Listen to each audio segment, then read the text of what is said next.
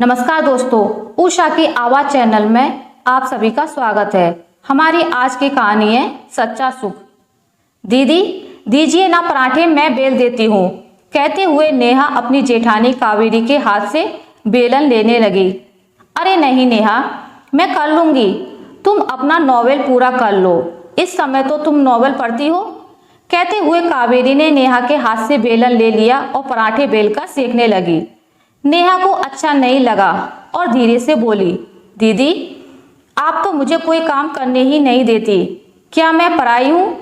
मेरा भी दिल करता है कि आप सबके साथ हंसूं बोलूं, आपका हाथ बटाऊं, लेकिन आप तो नहीं रे, तू तो हम सबको बहुत प्यारी है, देखती नहीं पापा जी सबसे तेरी प्रशंसा करते नहीं थकते। कावेरी ने मुस्कुराते हुए उसके गाल पर हल्की सी चंपत लगा दी। तो फिर दीदी गोलू और सिम्मी मुझसे दूर क्यों रहते हैं? नेहा रुआसी हो गई। इसकी कोशिश तो तुझे ही करनी होगी, कावेरी ने कहा। क्या मुझे? सोचती हुई नेहा अपने कमरे में चली गई। नेहा ठाकुर परिवार की छोटी बहू थी। उसके ससुर चमन ठाकुर की शहर के मेन मार्केट में कपड़े की एक बहुत बड़ी दुकान थी। लगन और त्योहारों के अवसर पर तो उनकी दुकान के बाहर ग्राहकों की लंबी लाइन लगी रहती थी। चमन ठाकुर की पत्नी सुकन्या एक कुशल गृहिणी थी। अपनी तपस्या से उन्होंने अपने घर को संवारा और तीनों बच्चों को पढ़ा लिखाकर एक अच्छा इंसान भी बनाया। बड़ा बेटा राकेश ग्रेजुएशन करके पिता के कारोबार में हाथ बटाने लगा और छोटा बेटा अर्जुन नोएडा से इंजीनियरिंग कॉलेज से इंजीनियर बनकर आया तो उसने अपने शहर में ही नौकरी करना पसंद किया। उसका मानना था कि अपनों के साथ रोटी खाने में ही सुख है, दूर रहकर कोई मजा नहीं। राकेश की शादी सुकन्या जी ने अपने मायके से संबंधित परिवार में कर दी थी। बहू कावेरी उनकी उम्मीदों पर पूरी तरह से खरी उतरी थी। पोती सिम्मी को हाथ पकड़कर चलना ही सिखा पाई थी कि भगवान के घर से उनका बुलावा आ गया। चमन ठाकुर के लिए पत्नी के बिना जीवन काटना बहुत मुश्किल लगने लगा था, लेकिन सिर पर जवान बेटी माही बैठी थी। उसी समय से कावेरी बहू देवर ननंद की माँ भी बन गई थी। माही की भी शादी बहुत अच्छे घर में हो गई। माही की शादी के बाद कावेरी ने ससुर जी से कहा कि अब अर्जुन का भी विवाह कर देना चाहिए। लड़की उसी की तरह ही सुशील और शिक्षित होनी चाहिए। चमन ठाकुर ने अपने मित्रों के बीच अर्जुन की चर्चा की।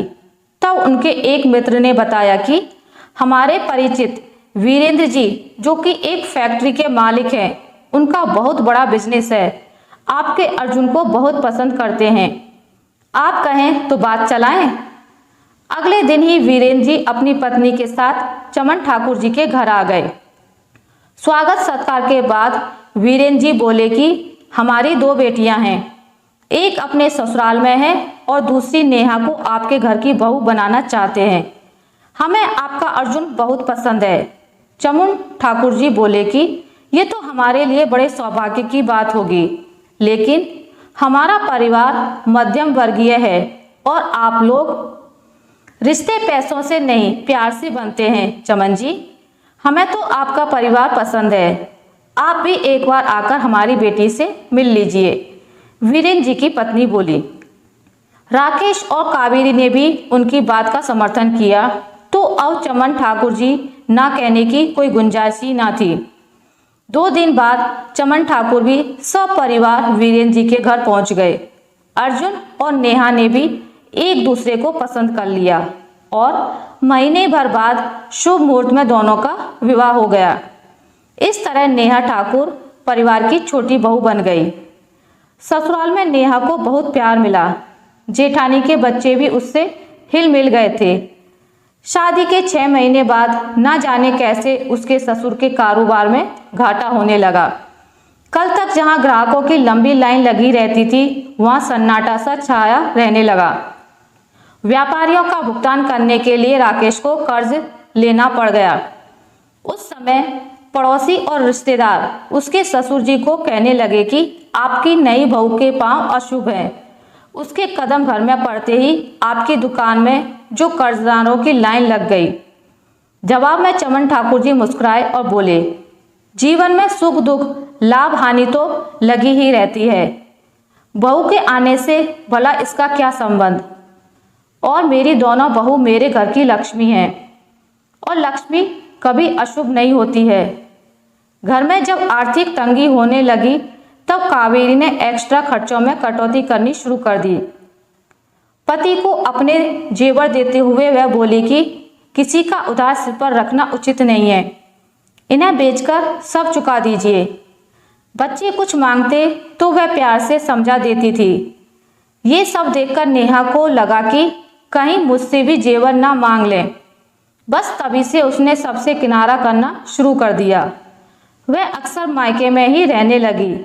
उसकी मम्मी ने उसे समझाया भी कि इस दुख की घड़ी में तो तुम्हें उनके साथ होना चाहिए, परंतु उसने हंसकर टाल दिया। मायके पर आई विपत्ति को सुनकर माही भी आई। नेहा उसके साथ भी ठीक से पेश नहीं आई। नेहा का नकारात्मक रवैया देखकर अर्जुन ने उसे समझाने का प्रयास किया कि हम सब एक परिवार हैं और दुख की घड़ी में हमें एक दूसरे का सहारा बनना चाहिए। तुम्हारे ऐसे व्यवहार से भाई भाभी को कितना दुख पहुंचता होगा, सोचा भी है कभी। लेकिन नेहा ने उसकी बात को भी अनसुना कर दिया।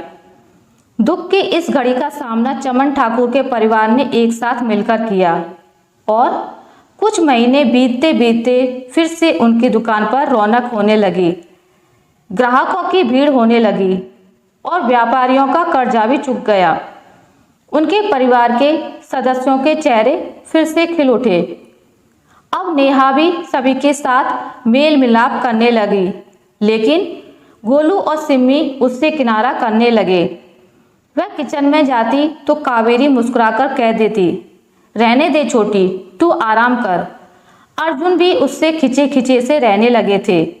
उसने अर्जुन से पूछना भी चाहा, लेकिन वह कतराकर ऑफिस चला जाता।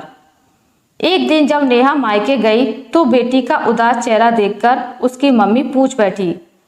तब उसने रोते रोते बताया कि घर में कोई उससे बात नहीं करता। और तब उसकी मम्मी ने उसे समझाया कि खुशियों का पैसे से कोई संबंध नहीं होता है। अपनों का साथ और प्यार मिले तो हर दुख सुख में बदल जाता है। वो देख माला को कैसे अपनी ननद को दिलासा दे रही है। और तूने क्या किया? अपने ससुराल वालों को विपत्ति की घड़ी में अकेला छोड़ दिया। भौतिक वस्तुएं तो क्षण भर का सुख देकर फिर दुख का कारण बन जाती हैं।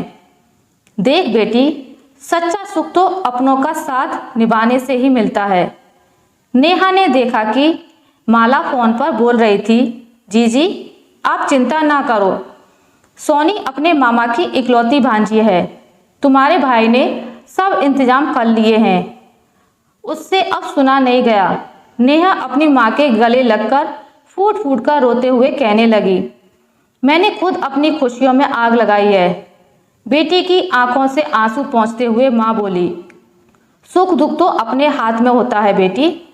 एक बार तू उनके जैसा उदार बन के तो देख, फिर तुझे सुख की अनुभूति होने लगेगी। अपनों की तरफ अपनी बाह तो फैला। अपनी माँ की बातों को गांठ बांधकर नेहा जब अपने ससुराल आई तो जेठानी का हाथ बटाना चाहा और उनसे अपना दुख साझा किया। जवाब में कावेरी ने उससे कहा कि पहल तो तुम्हें ही करनी होगी।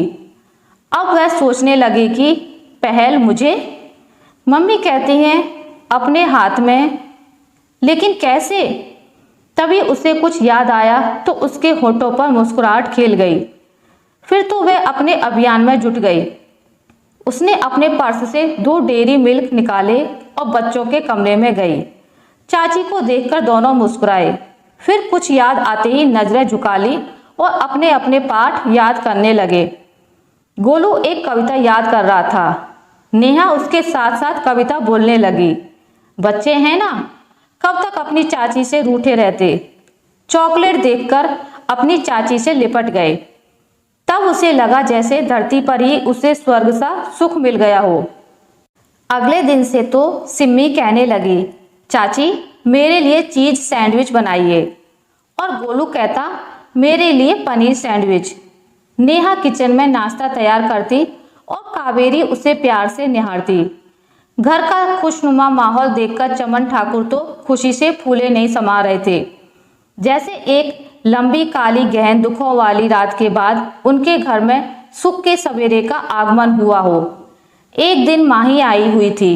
उसने नेहा से कहा कि भाभी, पालक कड़ी बनाइए ना, पापा को बहुत पसंद है। वह बेसन घोल रही थी कि तभी उसके मायके से फोन आ गया। उसके हाथ तो बेसन से सने हुए थे। उसने माही से कहा कि वीडियो कॉल ऑन कर दे। स्क्रीन पर मम्मी को देखते ही वह चौंक उठी। मम्मी देखिए, अभी मैं कड़ी बना रही हूँ, आपसे बाद में बात करूँगी। उसने फ़ोन डिस्कनेक्ट कर दिया और बेटी का हंसता हुआ चेहरा देखकर उसकी माँ की आंखें खुशी से छलछला उठी। बेटी मायके से अधिक अपने ससुराल के सुख दुख और उसके महत्व को समझे, यही तो हर माँ बाप चाहते हैं।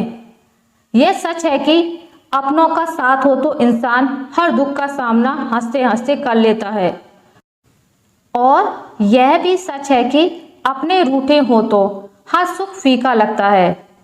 नेहा ने अपने प्यार व समर्पण से रूठों को मनाकर अपने दुख को सुख में बदल लिया, क्योंकि सुख दुख तो मनुष्य के अपने हाथों में होता है। लेकिन नेहा ने जो गलती की थी उसका उसको एहसास हुआ और उसने अपनी गलती सुधारी भी। हमारी सबसे बड़ी अच्छाई यही है, अगर आपसे गलती हुई है तो उसको मानो और सुधारने की कोशिश करो। आशा करती हूँ आपको मेरी आज की कहानी अच्छी लगी होगी। अगर आपको मेरी ये कहानी अच्छी लगी है तो इसे लाइक करें, ज़्यादा से ज़्यादा शेयर करें, और अगर आप मेरे चैनल पर नए हैं तो इसे सब्सक्राइब करना ना भूलें। मिलते हैं एक नई कहानी के साथ, तब तक के लिए नमस्कार।